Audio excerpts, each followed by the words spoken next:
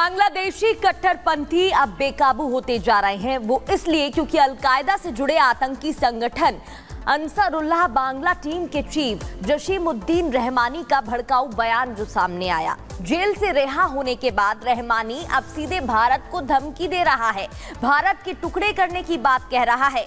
क्या कुछ बयान दिया है, इस रिपोर्ट में आपको दिखाते हैं।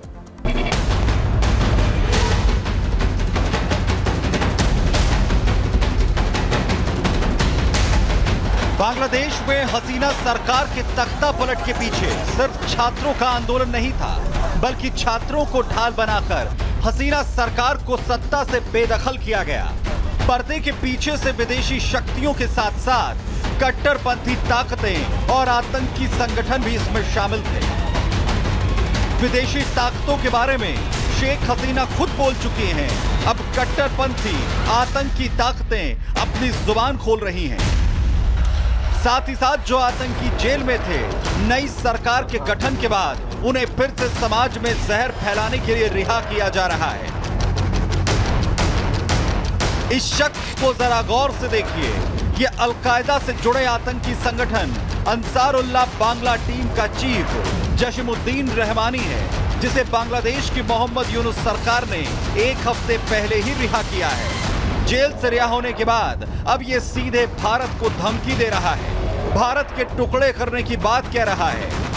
भारत से अलग होने के लिए पश्चिम बंगाल की सीएम ममता बनर्जी को नसीहत दे रहा है। जम्मू कश्मीर को भारत से अलग करने के लिए पाकिस्तान और अफगानिस्तान से मदद मांग रहा है। আমরা সেভেন সিস্টারকে বলে দেব, চায়নাকে বলে দেব, চিকেন নেক বন্ধ করে দাও, সেভেন সিস্টারকে স্বাধীনতার আন্দোলনে ঝাঁপিয়ে পড়তে বলো। কাশ্মীরকে বলবো তোমরা স্বাধীনতার জন্য তৈরি হও। पाकिस्तान अफगानिस्तान से मैं कहता हूं कि तुम कश्मीर के साथ मदद करो, कश्मीर के आजादी के लिए काम करो। बांग्लादेशी आतंकी जमीशुद्दीन रहमानी ही नहीं, बल्कि पाकिस्तान में छिपा आतंकी फरहतुल्लाह घोरी भी भारत में तबाही मचाने की साजिशें रच रहा है। आतंकी फरहतुल्लाह ने एक ऑडियो जारी कर भारत में ट्रांसपोर्ट, रेलवे सुविधाओं में खलल डालकर दहशत फैलाने की धमकी दी है। आतंकी फरहतुल्लाह के इस ऑडियो के जारी होने के बाद कानपुर में एक ट्रेन पलटने की साजिश भी हुई, लेकिन आतंकी इसमें कामयाब नहीं हो सके।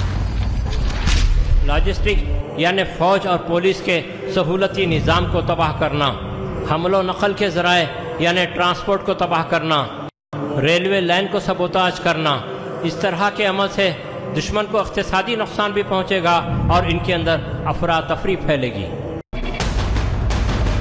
भारत के खिलाफ पाकिस्तान से साजिशें होती रही हैं, लेकिन बांग्लादेशी आतंकियों ने जिस तरह से भारत को गीदड़ भभकियां दी हैं, उससे सुरक्षा एजेंसियां पूरी तरह से अलर्ट हो गई हैं। लेकिन एक बात साफ है कि बांग्लादेश में जेल से रिहा होने के बाद आतंकी जमीशुद्दीन रहमानी पूरी तरह से बौखला गया है। खुली हवा में आते ही जशीमुद्दीन अपनी हैसियत भूल गया है। लेकिन देखने वाली बात यह है कि आतंकियों की इस गीदड़ भभकी का जवाब देने के लिए सुरक्षा एजेंसियां क्या कुछ कदम उठाती हैं। Bureau report, Republic Bharat. चलिए अब बात करते हैं पाकिस्तान में उस प्रदर्शन की, क्योंकि पाकिस्तान में शहबाज की पुलिस ने इमरान समर्थकों का दमन शुरू कर दिया है। पीटीआई के गौहर खान तो संसद भवन के बाहर से गिरफ्तार ही किए गए हैं। इसके अलावा आप लगातार ये विरोध देख रहे हैं, क्योंकि 400 दिन से प्रगति जेल में बंद है इमरान खान। ये तस्वीरें आप देख रहे हैं, 400 दिन से जेल में बंद हैं। पिछले 2 दिनों से हम देख रहे हैं कि इमरान खान के जो समर्थक हैं वो विरोध प्रदर्शन कर रहे हैं। 2 तस्वीरें जरा देखिएगा। इमरान समर्थकों का प्रदर्शन 2 दिन से लगातार जारी है। पीटीआई अध्यक्ष गौहर खान को अरेस्ट कर लिया जाता है, उसकी ये तस्वीरें। इससे पहले आपको बता दें कि पीटीआई के तेज तर्रार नेता शोएब शाहीन और शेर अफजल की भी गिरफ्तारी हुई थी, हिरासत में लिया गया था। पाकिस्तान के पूर्व प्रधानमंत्री इमरान खान 400 दिन से जेल में बंद हैं और लगातार विरोध प्रदर्शन देखने को मिल रहा है, जिसकी ये तस्वीरें आप टीवी स्क्रीन पर देख रहे हैं। और इधर देखिए, पाकिस्तान के खैबर पख्तूनख्वा के सीएम और पीटीआई नेता अली आमीन बीते 12 घंटों से लापता हैं। कयास लगाया जा रहा है कि पाकिस्तान में पुलिस ने उन्हें भी गिरफ्तार कर लिया है। पीटीआई नेताओं का दावा है कि अली अमीन को गिरफ्तार कर कहीं गुप्त जगह पर रख दिया गया है। सीएम अमीन की बात करें तो अमीन ने कल ही पीटीआई रैली को संबोधित करते हुए शहबाज सरकार को अल्टीमेटम दिया था। ये कुछ तस्वीरें भी आप देख रहे हैं, गृह युद्ध के हालात देखने को मिल रहे हैं और एक गुप्त जगह पर छिपा दिया गया है। तो पाकिस्तान के हालात दिन ब दिन खराब होते जा रहे हैं और इस पर चौतरफा मार पड़ रही है। जगह जगह हिंसा और हमलों की तस्वीरें भी सामने आ रही हैं। वहीं जो ये तस्वीरें सामने आ रही हैं वो बताती हैं कि कैसे कहीं लोगों को निशाना बनाया जा रहा है तो कहीं जवानों पर ही हमला बोल दिया जा रहा है। साफ है कि पाकिस्तान के हालात शहबाज शरीफ के हाथों से अब बाहर निकल चुके हैं। एक रिपोर्ट देखिए।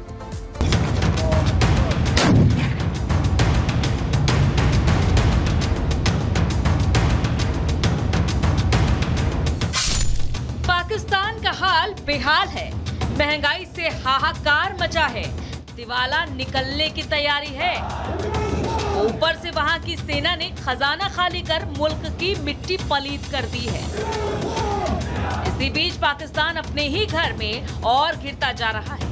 एक तरफ तहरीक-ए-तालिबान ने लड़ाई छेड़ रखी है तो दूसरी तरफ बलूचिस्तान में विरोध बढ़ता जा रहा है। रही सही कसर जेल में बंद पाकिस्तान के पूर्व प्रधानमंत्री इमरान खान पूरी कर रहे हैं, जिनके समर्थक पाकिस्तान की सड़कों को ही जंग का मैदान समझ रहे हैं, पुलिस पर पत्थर फेंक रहे हैं। मतलब साफ है कि पाकिस्तान को चौतरफा मार पड़ रही है। हालात आउट ऑफ कंट्रोल है और शहबाज शरीफ के हाथों से पूरा देश निकलता जा रहा है।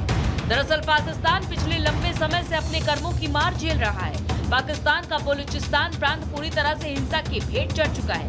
बलूच विद्रोही समूह लगातार 60 अरब अमेरिकी डॉलर की चीन पाकिस्तान आर्थिक गलियारा परियोजना को निशाना बना रहे हैं और यहाँ आतंकी घटनाओं के चलते लोगों को ही नहीं बल्कि सुरक्षा बलों के जवानों को भी अपनी जान गंवानी पड़ी है। और इन मामलों की जिम्मेदारी लेने वाले बलूच लिबरेशन आर्मी पाकिस्तान सरकार पर प्राकृतिक संसाधनों का इस्तेमाल करने का आरोप लगा रही है। बलूचिस्तान को पाकिस्तान से आजाद करने की आवाज उठा रही है, जिससे शहबाज सरकार की टेंशन और बढ़ गई है। इतना ही नहीं, आतंकवादी संगठन तहरीक-ए-तालिबान पाकिस्तान यानी कि टीटीपी भी सिरदर्द बनता जा रहा है। खास तौर से पाक सेना और सुरक्षा बलों के ठिकाने इस संगठन के निशाने पर हैं। इस संगठन में पाकिस्तान के लिए आतंकियों की बढ़ रही भर्तियां और प्रशिक्षण भी चिंता का सबब बने हुए हैं। हालांकि माना जाता है कि पाकिस्तान तालिबान अफगानिस्तान तालिबान से अलग है, लेकिन दोनों का मकसद एक ही है और वो ये कि चुनी हुई सरकार को फाड़ फेंको और कट्टर इस्लामिक कानून लागू कर दो। वहीं दूसरी तरफ ISIS भी पाकिस्तान में अपनी पैठ जमाने की कोशिश कर रहा है।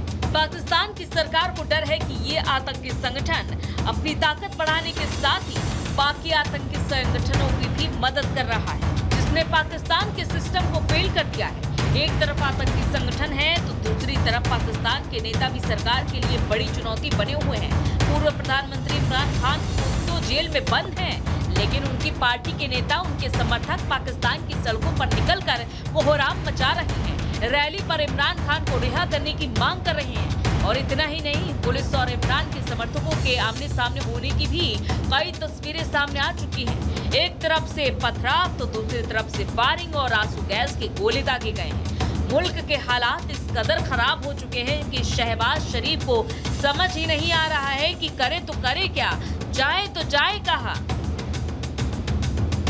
Bureau report, Republic Bharat.